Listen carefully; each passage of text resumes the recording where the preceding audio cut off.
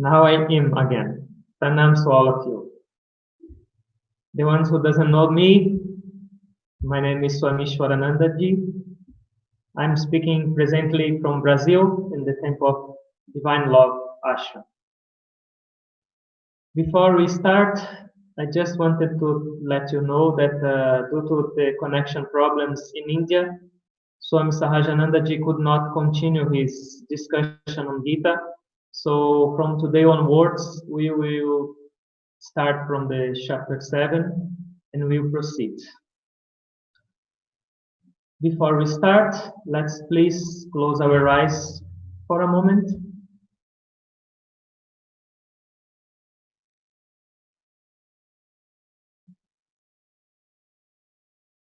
Remembering God, remembering Gurus.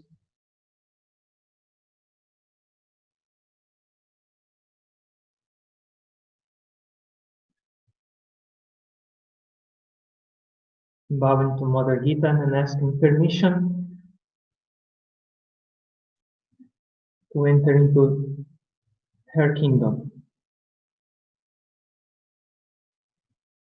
Om Parthaya Pratibodhitam Bhagavata Narayanena Swayam Vyasena Gratitam Purana Muina Madhye Mahabharatam Advaita Mutavashinim Bhagavatim Ashtadashadhyayim Ambatvan Anusandadani Bhagavad Gite Bhavadveshim.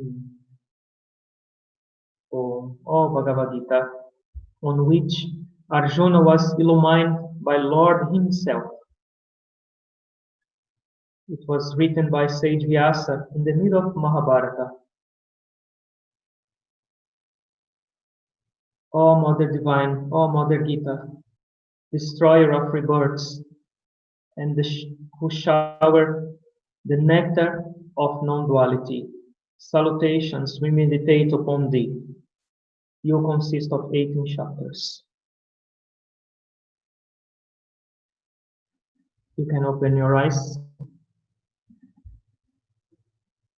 Before we start today discussing our chapter, there are 4 Mahavakyas. It's an expression used to describe 4 sentences who expresses the essence of Vedas and Upanishads. These 4 Mahavakyas or expressions are, the first one is Pragyan Brahma. That means wisdom is God.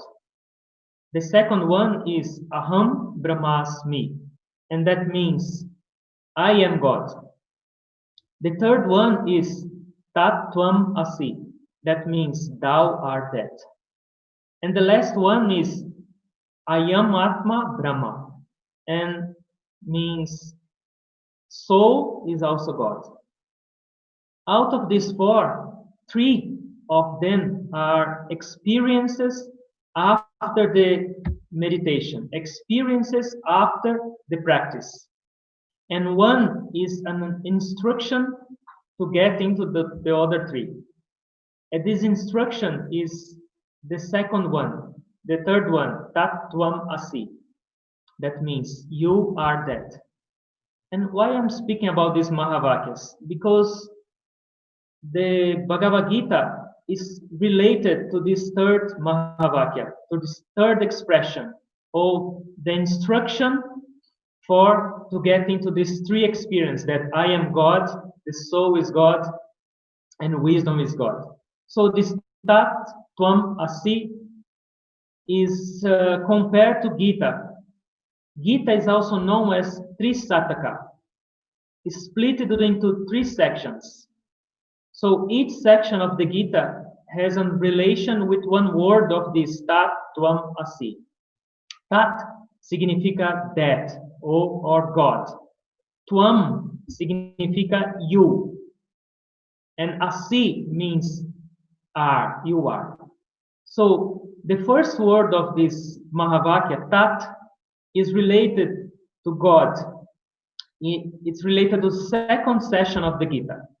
The second word, Tvam, you, is related to the first part of Gita. And Asi, that you are, is related to the last part of Gita. So what does it mean? These three parts of Gita, the first 6 chapters, the Lord is showing Arjuna, instructing Arjuna about individual, Tvam, you, about Jiva. The second part of Gita, from 7th chapter to 12th, is related to God. So Lord Krishna now will introduce or will teach Arjuna who is God, who is Ishwara. And the third part, from the 13th chapter till 18th chapter, is the last part, Asi. And what is this part? Is the union, the connection in between individual, Ishwara, explained in the first 6 chapters, the Jiva, and Ishwara, explained in the second part. So the third part is the connection in between the individual and God. We'll start today the first chapter of the second part, explaining or introducing God. And the 7th chapter is called Jnana Vijnana Yoga. Jnana means knowledge. And Vijnana, there's some meanings, but our Gurudev, Baba Hariharanandaji, says that Vijnana means applied knowledge. And what is the difference in between knowledge and applied knowledge? Knowledge, and when you have some information, and when you put this information into practice, you try to use it, try to understand in your life, it becomes Vijnana. This is an intermediate state for Pragyana, that when you become that experience, you apply that in your life, when that knowledge is part of your life, you are that knowledge, becomes Pragyana. So this chapter is Jnana Vijnana Yoga. If you think, for example, one small child go to the school, and then the teacher says, 1 plus 1 equals 2. Do you understand? The child say yes. But maybe it's not so practical yet. So 1 plus 1 is 2. So what? Then when child comes back to home, the mothers go to supermarket, and then she gets 2 oranges and give in his hand and say, how many oranges here? 1. We have 1 more. How many oranges we have now? 2. So 1 plus 1 is like 2. So this, in a very, very simple way, is Vijnana. When you hear something, when you learn something, but then you apply it in your life, it becomes Vijnana. All right? So we will start our 7th chapter. Om Atta Saptamo Jhayaha. In this 7th chapter, as Lord Krishna is start to speak about God, is compounded by 3rd verses, and only Lord Krishna speaks. His only instructions to Arjuna how to begin this process of understanding Ishvara. And it's beautiful. There are many beautiful verses, and it's difficult to make more general. But Lord Krishna starts saying, oh Arjuna, I'm going to explain to you a knowledge that once you got this knowledge, you don't need to know anything else in the world. But then, before he starts to explain this kind of knowledge to Arjuna, he makes one comment. Then it's a little bit bitter in the beginning, because he says, among thousands and thousands of people, rarely few try to get this knowledge, and the ones who try, very, very rarely one get. And then sometimes when I am reading this verse, comes the thought, why Lord Krishna will do this? Say it's very hard, almost no one get this kind of knowledge, or what I'm going to say. Is he trying to discourage Arjuna or to say, Arjuna, I'm going to tell you, but don't create any expectation that you will get or that you learn this. There is one thing. Arjuna, like us, he is a warrior, and warrior likes challenges. So before Lord Krishna explained the knowledge, he's saying, I'm going to tell you that's very difficult.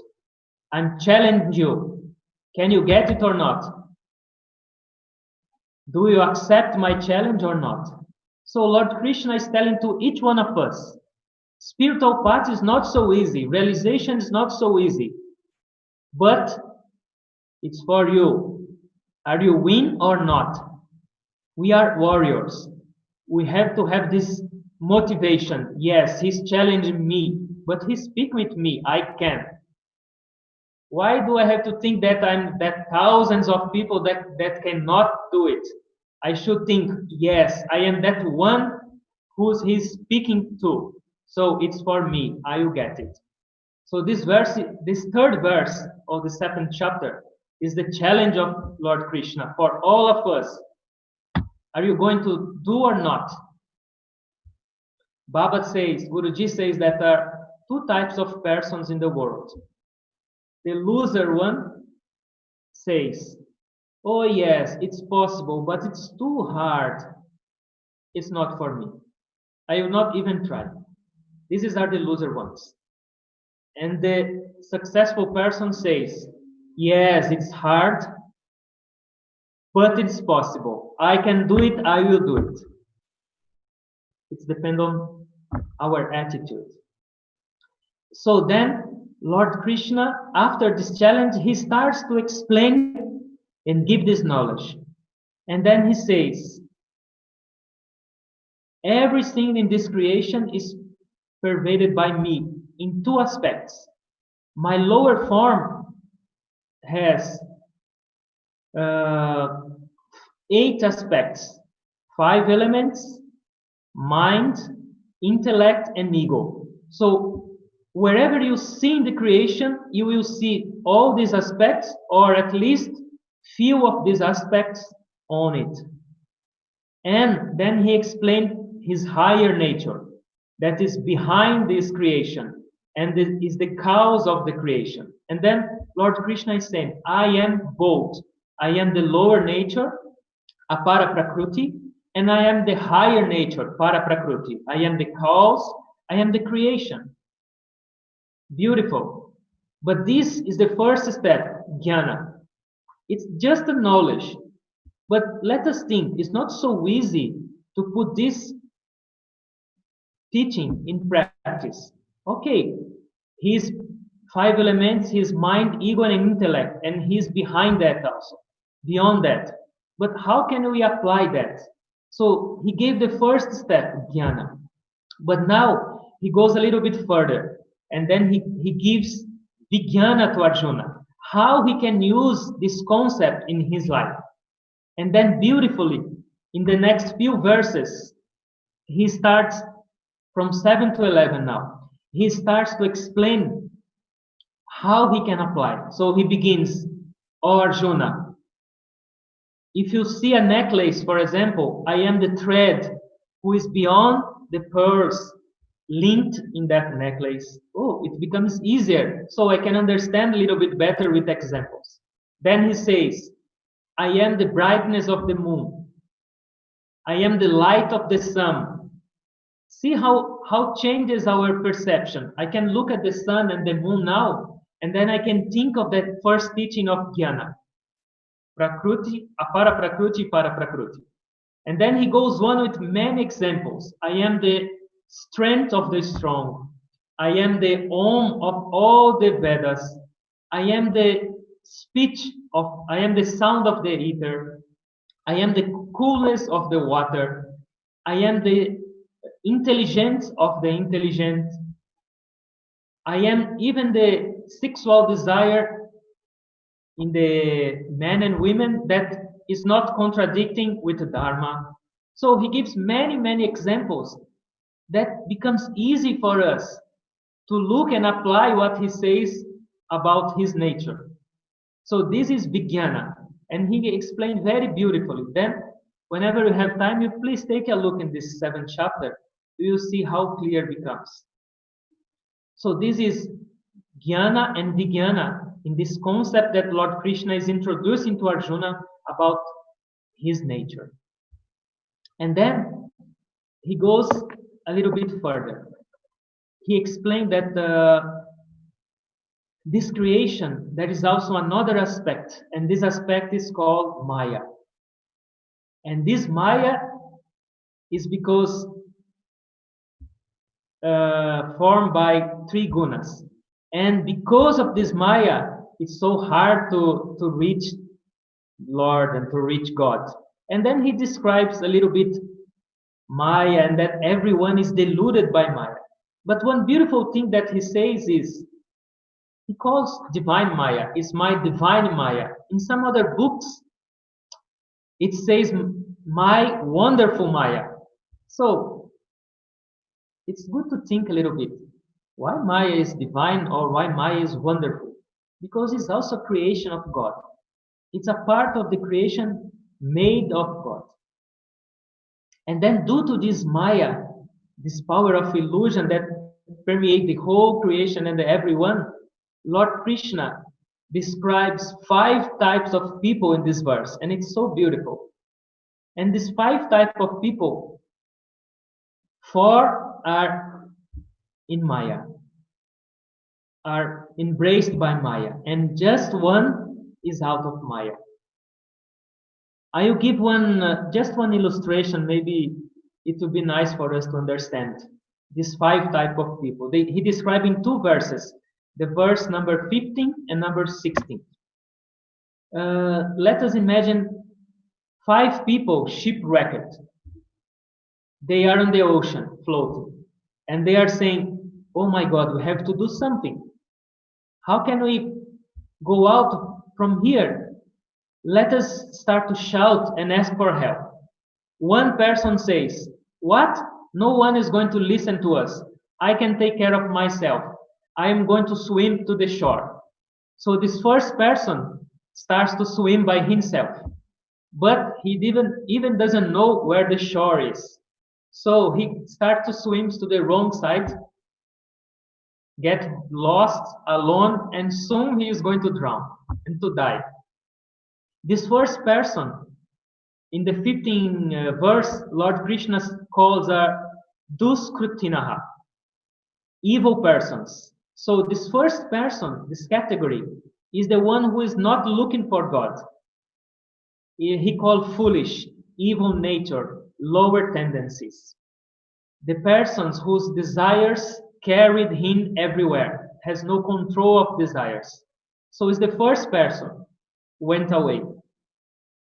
Then that what remaining 4 in the ocean floating starts to ask for help and cry and shout. And then one big boat come near them. And then the boatman asks for this remaining 4, for the first one. My friend, you are calling me. What can I do for you? It should be obvious what he needs. But then his first man said, oh, thank God that you are here. Give me one life jacket. Then the boatman just look and say, okay. And then he gives the life jacket and he uses and say, oh, I'm so comfortable. I'm so happy. I was so tired. Now I'm relaxed. Thank you very much. Then the boatman just smile and go to the next one. And then he said, my friend, you are asking for help. What can I do for you? And then the second person says, oh, I'm happy that you are here. I'm not so tired. I just wanted to know, how is the depth of the ocean here in this place? What time the night comes? What type of fishes come here around the sea? And then the boatman looks and say, and then he answered this and said, thank you, I'm so happy. The third man, the boatman goes and asks the same thing. What do you need? And then this person says, oh, I'm so glad that you asked. I need few life jackets. If you have some snacks and water, please give it to me and some clothes. And then the boatman say, why do we need so many life jackets and so snacks and this? And this third person says, maybe these other two will need some food. I can sell to them and get some money. Or maybe another boat will come here. I can have a little shop here and make some money. And then the boatman say, what he's doing? But he smile and say, okay. So what does it mean? What Lord Krishna in the verses say about these three persons? The first one who just was very tired and asked only the life jacket, Lord Krishna called us Artha. Artha significa, it means the one who is in distress. So the person in distress pray for the Lord, not to be with the Lord, but to release him from suffering. He's not willing to go out of Maya. He wants us to stay in the ocean, but oh Lord, give me some comfort, release my suffering. So this is the first category of the persons who are searching for God. So Artha is in distress. The second one who just asked few informations for the boatman or the Lord Krishna in this verse, he calls Jigyasu, or the persons who are looking for knowledge. But what does help knowledge? He gets a lot of knowledge and he'll get thirst for more. He'll have thirst. I need more, more and more. He'll never be satiated. But he's still in the ocean.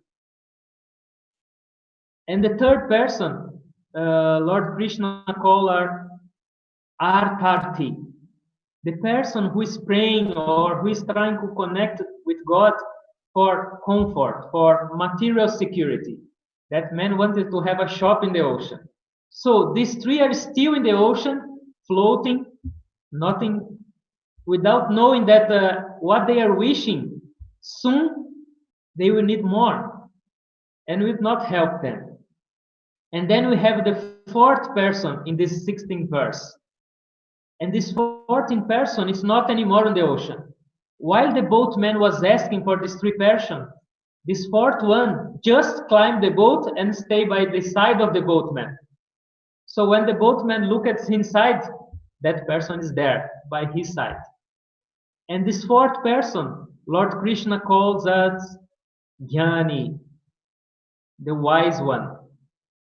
The wise one, there is one goal. I want God, nothing else. I want to be with God. I want to be in the boat. Why should I be in the ocean and ask things? I am now in the boat. I have comfort. I have knowledge. I have the boatman. I have everything. So Lord Krishna explained beautifully in these two verses, these five type of people. One is not looking for God.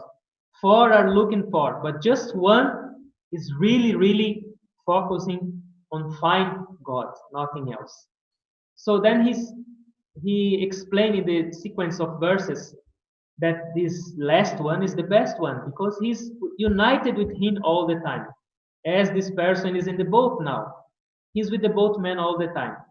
And then he explained the other categories, that they were worshiping the deities, they were worshiping another forms to get something from that. From God is beyond that.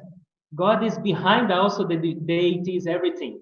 So these persons will slowly grow till they understand that they should look only for God and nothing else. So it's very beautiful. If you have some time, take a look in the whole 7th chapter and see if it makes sense. This is example and what you are speaking now. And then at the end of this chapter, Lord Krishna gives the seed. He plants the seed for the next step. So he gives to Arjuna few words in the last two verses. He speaks about Brahman, God. He speaks about Adhyatma. He speaks about Karma. And then he speaks about three other aspects: Adibhuta, Adidaiva, and Adyagnya. He's just giving some thirst to Arjuna to know more, to go further of what he explained in this 7th chapter. And this is what we are going to start and to understand in the beginning of the 8th chapter. So, briefly, this is what happened in the 7th chapter. Lord Krishna speaks about his real nature in twofold. He explains about Maya and why it's so hard to overcome it. And then he explains about this 4 type of devotees in 1 type of people who are not devotees. And then he gives this link for the next beautiful chapter, that is the 8th chapter.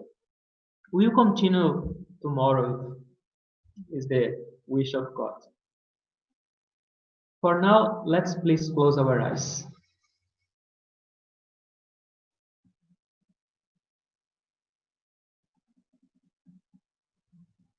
Let's watch our breath for a moment.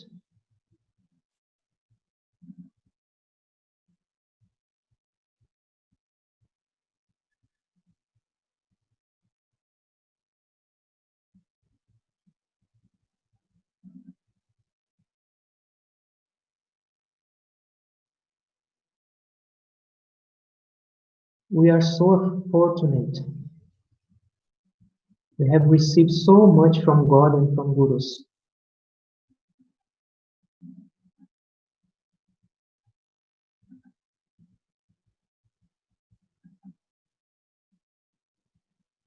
What we are doing with these gifts, what we are doing with the knowledge that we receive. Are we trying to apply in our lives? Are we trying to transform our lives or not? Theory is not enough. We have to apply. We have to use Jnana and Vijnana together. Because we have to reach Prajnana. We have to become this knowledge.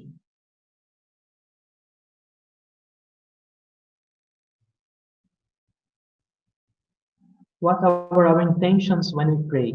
What our goal when we meditate? What type of devotees are we? Are we meditate only when we have problems and distress? Are we just asking for material comfort or worldly things? Are we just trying to clarify our doubts? Or are we really looking for God? Are we really striving to be united with God? Nothing else. Just think a little bit. Just analyze yourself, your attitude in the spiritual path. We have to improve. We have to use our breath, our life, to reach the goal. To go beyond Maya. Lord is waiting for us.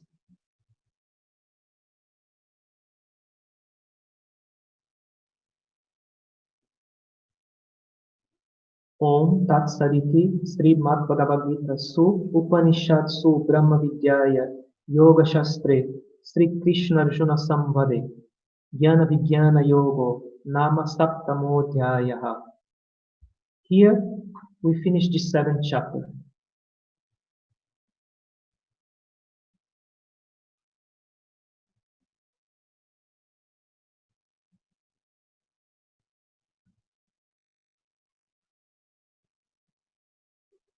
Keep watching your breath, please.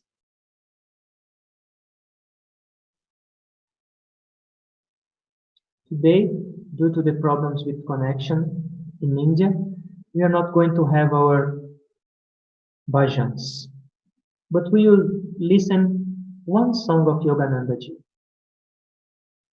Keep your attention on the breath. Keep your eyes closed. This song is related to this 7th chapter.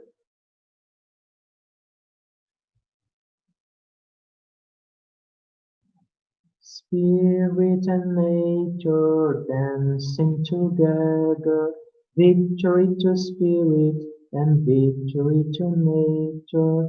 Radha, Radha, Radha Govinda Jaya Radha, Radha, Radha Govinda Jaya Radha, Radha, Radha Govinda Jaya Radha.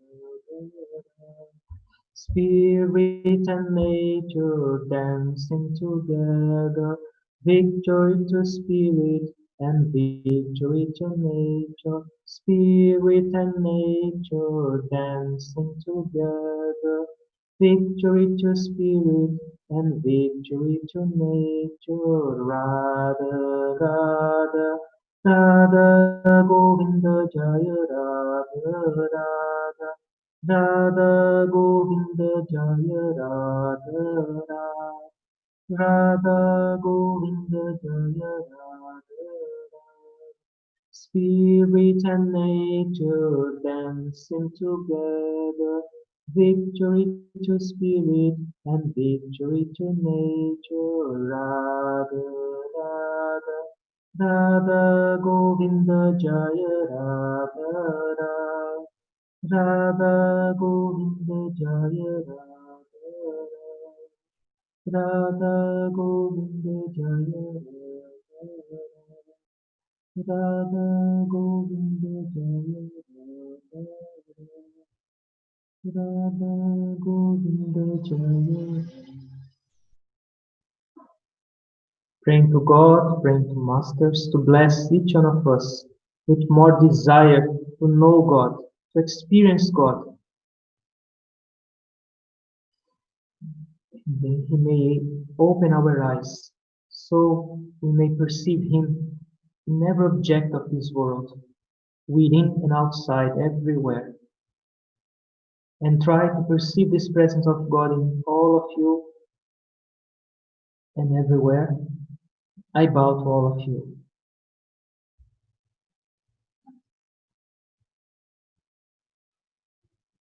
Om. Amen. Thank you all for this opportunity, and I hope to see you tomorrow for the next chapter. Jai Guru.